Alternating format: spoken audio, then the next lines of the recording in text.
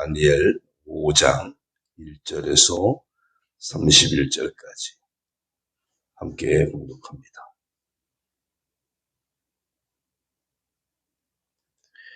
벨사살 왕이 그의 귀족 1000명을 위하여 큰 잔치를 베풀고 그 1000명 앞에서 술을 마시니라.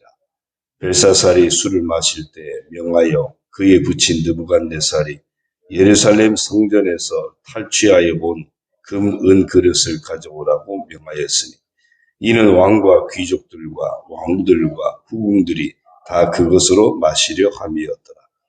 이에 예루살렘 하나님의 전 성소 중에서 탈취하여 온 금그릇을 가져오매 왕이 그 귀족들과 왕후들과 후궁들과 더불어 그것으로 마시더라. 그들이 술을 마시고는 그 금, 은, 구리, 쇠, 나무, 돌로 만든 신들을 찬양하니라. 그때 사람의 손깍들이 나타나서 왕궁 촛대 맞은편 석회벽에 글자를 쓰는데 왕이 그 글자 쓰는 손가락을 본지라. 이에 왕의 즐기던 얼굴빛이 변하고 그 생각이 번민하여 넓적다리 마디가 녹는 듯하고 그의 무릎이 서로 부딪힌지라.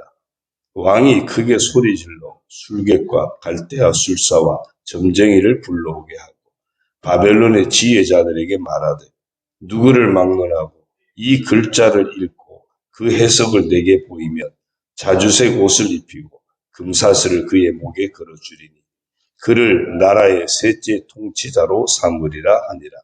그때 왕의 지혜자가 다 들어왔으나 능히 그 글자를 읽지 못하며 그 해석을 왕께 알려주지 못하는지라. 그러므로 벨사살 왕이 크게 번민하여 그의 얼굴빛이 변하였고 귀족들도 다 놀라니라. 왕비가 왕과 그 귀족들의 말로 말미암아 잔치하는 궁에 들어왔더니 이에 말하 이르되 왕이여 만수무강하옵소서. 왕의 생각을 번민하게 하지 말며 얼굴빛을 변할 것도 아니니이다. 왕의 나라에 거룩한 신들의 영이 있는 사람이 있으니 곧 왕의 부친 때에 있던 자로서 명철과 총명과 지혜가 신들의 지혜와 같은 자니이다. 왕의 부친 느부갓네살 왕이 그를 세워 박수와 술객과 갈대아 술사와 점쟁이의 어를 삼으셨으니 왕이 벨드사살이라 이름하는 이 다니엘은 마음이 민첩하고 지식과 총명이 있어 능히 꿈을 해석하며 은밀한 말을 밝히며 의미를 풀 수 있었나이다. 이제 다니엘을 부르소서. 그리하시면 그가 그 해석을 알려드리리다 하니라. 이에 다니엘이 부름을 받아 왕의 앞에 나오매 왕이 다니엘에게 말하되 네가 나의 부왕이 유다에서 사로잡아온 유다 자손 중에 그 다니엘이냐. 내가 네게 대하여 들은즉 내 안에는 신들의 영이 있으므로 내가 명철과 총명과 비상한 지혜가 있다 하도다. 지금 여러 지혜자와 술객을 내 앞에 불러다가 그들에게 이 글을 읽고 그 해석을 내게 알게 하라 하였으나 그들이 다 그 해석을 내게 보이지 못하였느니라. 내가 네게 대하여 들은즉 너는 해석을 잘하고 의무를 푼다 하도다. 그런즉 이제 내가 이 글을 읽고 그 해석을 내게 알려주면 내게 자주색 옷을 입히고 금사슬을 내 목에 걸어주고 너를 나라의 셋째 통치자로 삼으리라 하니 다니엘이 왕에게 대답하여 이르되 왕의 예물은 왕이 친히 가지시며 왕의 상급은 다른 사람에게 주옵소서. 그럴지라도 내가 왕을 위하여 이 글을 읽으며 그 해석을 아뢰리이다. 왕이여 지극히 높으신 하나님이 왕의 부친 느부갓네살에게 나라와 큰 권세와 영광과 위엄을 주셨고 그에게 큰 권세를 주셨으므로 백성들과 나라들과 언어가 다른 모든 사람들이 그의 앞에서 떨며 두려워하였으며 그는 임의로 죽이며 임의로 살리며 임의로 높이며 임의로 낮추었더니 그가 마음이 높아지며 뜻이 완악하여 교만을 행함으로 그의 왕위가 배한받으며 그의 영광을 빼앗기고 사람 중에서 쫓겨나서 그의 마음이 들짐승의 마음과 같았고 또 들나귀와 함께 살며 또 수처럼 풀을 먹으며 그의 몸이 하늘 이슬에 젖었으며 지극히 높으신 하나님이 사람 나라를 다스리시며 자기의 뜻대로 누구든지 그 자리에 세우시는 줄을 알기에 이르렀나이다. 벨사살이여 왕은 그의 아들이 되어서 이것을 다 알고도 아직도 마음을 낮추지 아니하고 도리어 자신을 하늘의 주제보다 높이며 그의 성전 그릇을 왕 앞으로 가져다가 왕의 귀족들과 왕구들과 후궁들이 다 그것으로 술을 마시고 왕이 또 보지도 듣지도 알지도 못하는 금, 은, 구리, 쇠와 나무, 돌로 만든 신상들을 찬양하고 도리어 왕의 호흡을 주장하시고 왕의 모든 길을 작정하시는 하나님께는 영광을 돌리지 아니한지라. 이러므로 그의 앞에서 이 손가락이 나와서 이 글을 기록하였나이다. 기록된 글자는 이것이니 곧 메네 대겔 우바르시니라. 그 글을 해석한 건데 메네는 하나님이 이미 왕의 나라의 시대를 세워서 그것을 끝나게 하셨다 하며 대겔은 왕을 저울에 달아보니 부족함이 보였다 하며 베레스는 왕의 나라가 나뉘어서 메대와 바사 사람에게 준바되었다 함이니이다 하니 이에 벨사살이 명하여 그들이 다니엘에게 자주색 옷을 입히게 하며 금사슬을 그의 목에 걸어주고 그를 위하여 조서를 내려 나라의 셋째 통치자로 삼으니라. 그날 밤에 갈대아 왕 벨사살이 죽임을 당하였고 메대 사람 다리오가 나라를 얻었는데 그때 다리오는 62세였더라. 아멘. 할렐루야. 오늘도 주님과 함께 하시는 복된 하루가 되시기를 주님의 이름으로 축원합니다. 오늘 말씀은 느부갓네살 왕에 이은 그 아들 벨사살 왕 때 있었던 사건입니다. 성전 느부갓네살 왕 때 예루살렘 성전에서 탈취해온 그 성전 그릇들이 있습니다. 그 성전 그릇들 그것을 가지고 잔치를 벌이면서 이제 술잔으로 이렇게 활용을 하고 그리고 온갖 금, 은, 또 나무들, 구리, 나무, 돌로 만든 이런 신상에 절을 하는 이런 사건이 있었습니다. 바로 그 사건과 관련해서 하나님께서 벨사살 왕을 심판하게 된 그 사건. 이제 물론 거기에 심판을 예고한 그 손가락으로 손가락이 나타나서 벽에 글씨를 쓴 것이 있어졌고 그 글씨가 도대체 뭔지를 몰라가지고 이제 바벨론의 온갖 술사들이나 술객들을 불러다가 박수들을 불러다가 풀게 했지만 아무도 풀지 못했고 나중에 그 왕비가 왕을 만나가지고 아니 과거에 그 아버지 왕 때에 그 꿈을 풀지 못하다가 꿈을 풀었던 그 벨드사살 다니엘이라고 하는 사람이 있지 않습니까? 그 다니엘을 불러다가 한번 물어보라고 이제 조언을 듣고 다니엘을 통해서 그 꿈을 해석하게 되고 해석한 대로 이 벨사살 왕이 바로 죽는 이 사건 그리고 메데바사 바벨론 제국이 무너지게 되고 그 메데바사 나중에 이제 페르시아로 바사로 이제 통합이 되는데요. 이 메데바사로 나라가 나뉘어지게 되고 그런 어떤 왕위가 넘어가는 이 사건을 이 다니엘 5장에서는 소개하고 있습니다. 여기에 핵심이 뭐냐면 이 벨사살 왕이 귀족 1000명을 모아놓고 잔치를 벌이는 중에 아마 흥에 겨웠겠죠. 흥에 겨워서 자기 바벨론 제국의 어떤 그 위세를 좀 과시하고 싶은 마음도 있고 해서 그러다가 이제 생각해낸 것이 예루살렘 성전에서 탈취한 그 금은 그릇들이 생각이 났고 야 잘됐다 그거 가져와라 우리 잔치 벌이는데 그걸로 술잔 삼아서 한번 마셔보자 뭐 이야기는 바벨론에 자기네 신이 위에 있고 이제 여호와 하나님은 자기네들이 정복자니까 피정복자인 그들에게서 탈취해온 이 성전 그릇 이건 우리보다 열등하다 아마 이런 생각이 있었던 것 같습니다. 그래서 그 성전 그릇을 갖다가 이제 술판을 벌리는 술잔을 사용하게 되고 그리고 끝난 것이 아니라 우상 숭배를 함께 하는 이 과정 이것이 하나님 보시기에는 정말 진노하는 그런 사건이 되어진 겁니다. 이런 잔치를 벌이고 있는데 느닷없이 손가락이 나타나더니 여기다가 글씨를 쓰는 거예요. 도대체 이게 무슨 글씨일까? 뭔가 징조가 있긴 있는데 도대체 무슨 글씨일까? 온갖 방법을 다 하다가 안 돼서 이제 다니엘을 찾게 되고 다니엘이 와서 그 글을 이제 해석을 합니다. 하면서 그 앞에 먼저 쭉 과정을 설명합니다. 당신의 아버지가 교만하다가 하나님이 징계하실 사건이 있지 않았었느냐. 그런데 그 아버지의 그 징계당한 사건을 보고도 당신은 깨닫지 못하느냐. 당신도 똑같이 22절에 보면요. 벨사살이여 왕은 그의 아들이 되어서 이것을 다 알고도 당신 아버지가 교만 떨다가 그 곤욕을 치렀었는데 그걸 다 알고도 당신도 아직도 마음을 낮추지 아니하고 도리어 자신을 하늘의 주제보다 높이며 하늘의 주제는 하나님을 의미합니다. 그 하늘의 주제 하나님보다도 자신을 더 높이고 심지어는 하나님의 성전 그릇을 왕 앞으로 가져다가 그걸로 술 마시고 그것도 부족해서 온갖 신상들을 찬양하고 이런 일들을 이제 책망을 합니다. 23절 후반절에 보니까요.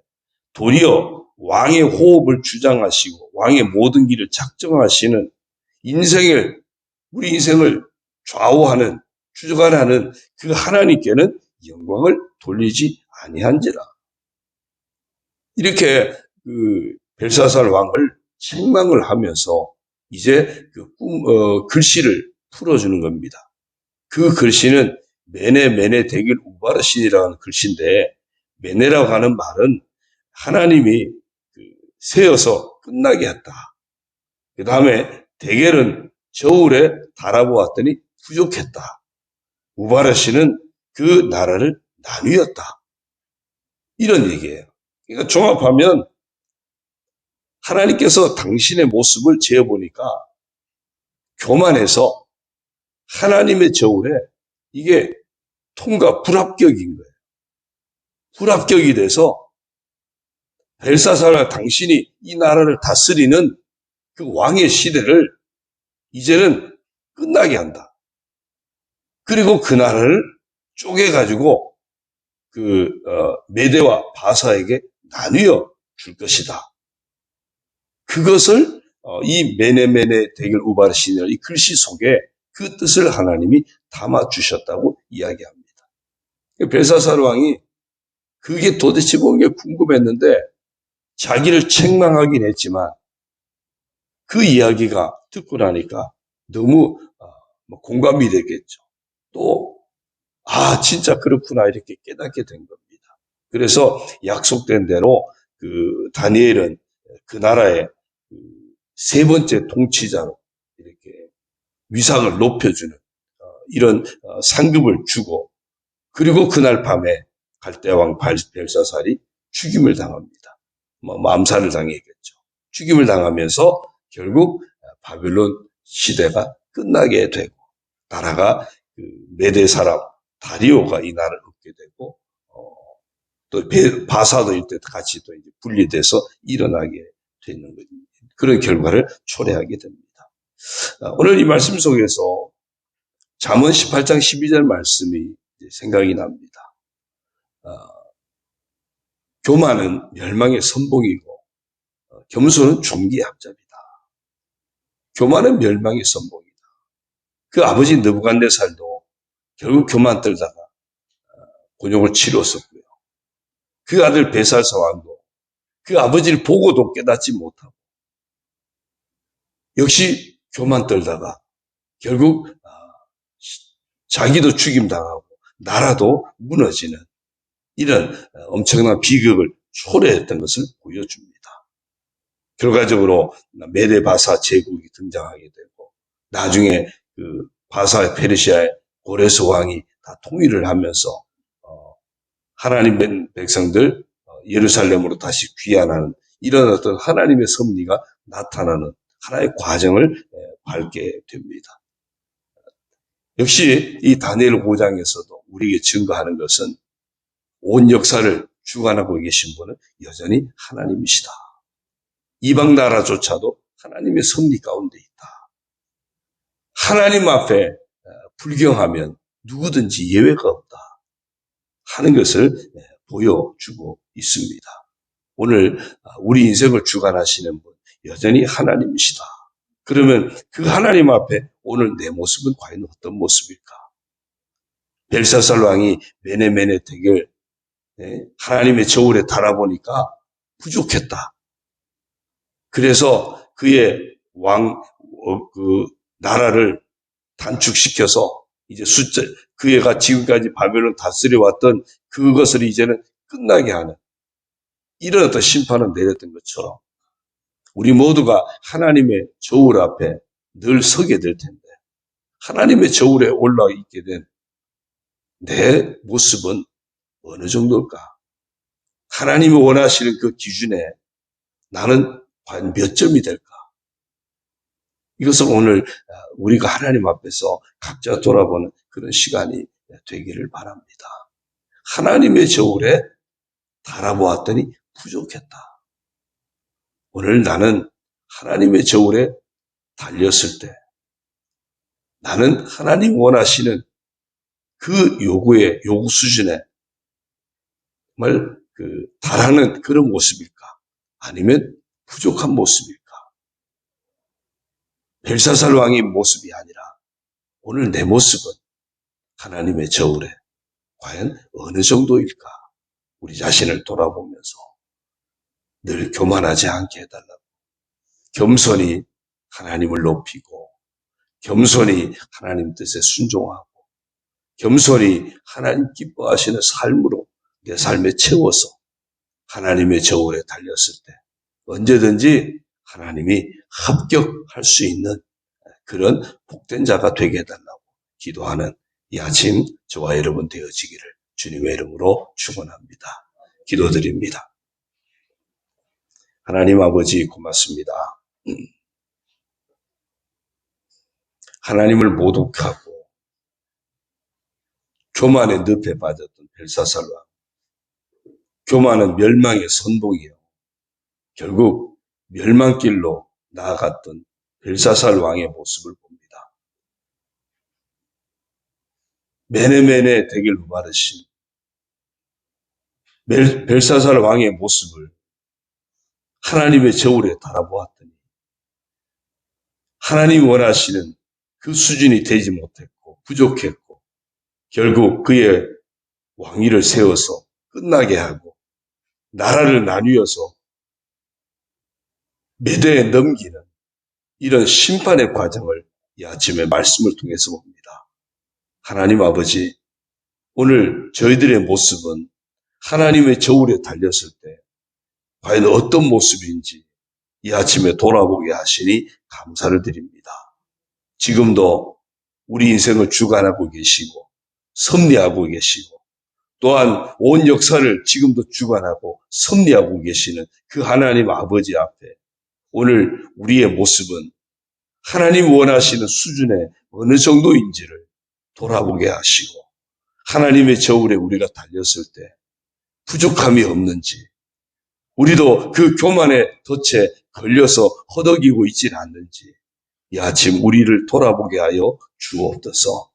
그래서 겸손히 더욱 하나님을 높이고 겸손히 더욱 하나님을 찬양하고 겸손히 하나님의 뜻을 구하게 하시고 겸손히 하나님 뜻에 순종하는 삶을 살게 하시고 그래서 언제든지 하나님의 저울에 우리를 달아보았을 때 하나님이 기뻐 받으시는 복된 모습이 되게 하여 주옵소서. 여호와를 기뻐하는 그런 아름다운 모습이 되어져서 하나님이 하게 하시고 그 마음의 소원을 들어주시고 응답해 주시는 축복의 성도들이 다 되게 하여 주옵소서. 이 하루를 살아갈 때도 우리가 하나님의 저울에 달리는 그런 모습으로 겸손히 하나님의 뜻 안에서 믿음으로 나아가는 귀한 하루가 되게 하여 주옵소서. 늘 깨어 말씀 붙들게 하시고 늘 깨어 기도하며 더욱 하나님 앞에 맡기고 의지하게 하여 주시고 오직 모든 삶이 하나님의 은혜 안에서 세워져가는 그런 우리의 인생이 되도록 축복하여 주옵소서.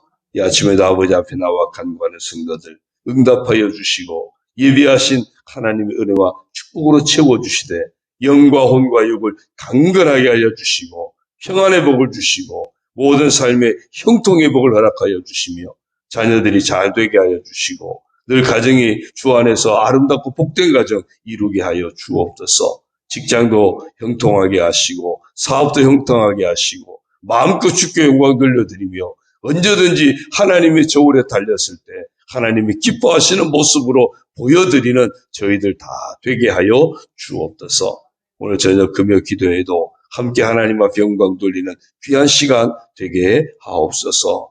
아버지 하나님, 이 하루 우리 교회나 온 성도들의 삶이나 아버지께 온전히 의탁합니다. 아버지 받아 주옵소서. 축복하여 주옵소서. 예수님의 이름으로 감사하며 축복하며 기도 올리옵나이다. 아멘. 하늘에 계신 우리 아버지, 아버지의 이름을 거룩하게 하시며 아버지의 나라가 오게 하시며 아버지의 뜻이 하늘에서와 같이 땅에서도 이루어지게 하소서. 오늘 우리에게 일용할 양식을 주시고 우리가 우리에게 잘못한 사람을 용서하여 준 것 같이 우리 죄를 용서하여 주시고 우리를 시험에 빠지지 않게 하시고 악에서 구하소서. 나라와 권능과 영광이 영원히 아버지의 것입니다. 아멘.